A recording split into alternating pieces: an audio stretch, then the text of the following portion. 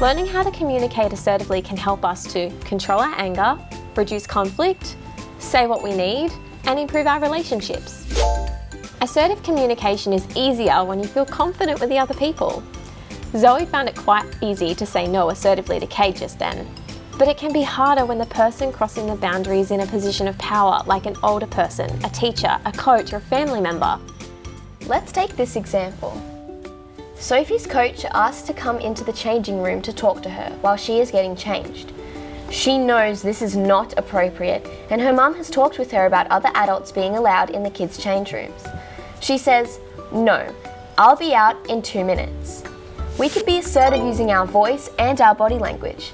Sophie has clearly said no, and with a big voice that everyone can hear. Good job, Sophie. If Sophie's coach starts to massage Sophie's shoulders and then down towards her waist after soccer practice, this is inappropriate touch.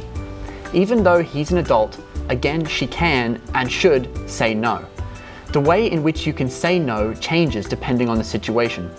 Some situations, like coming into the change room, may need a firm "no, that's not allowed." Some situations may need an even firmer "no, that's not allowed." Consent is definitely not given. If this has happened, it's important to talk to one of your safety helpers. Crossing boundaries can begin quite subtly, but can then escalate. Assertively saying no can stop things from escalating and can be a protective measure. It can be hard to identify when someone crosses a boundary. Often you'll feel a body clue that something isn't quite right. We might get butterflies in our tummy, feel our heartbeat faster, get sweaty palms, or our knees go wobbly. Listening to our body clues helps us sometimes to know whether it's a yes or a no feeling. It's important to trust your instincts when this happens.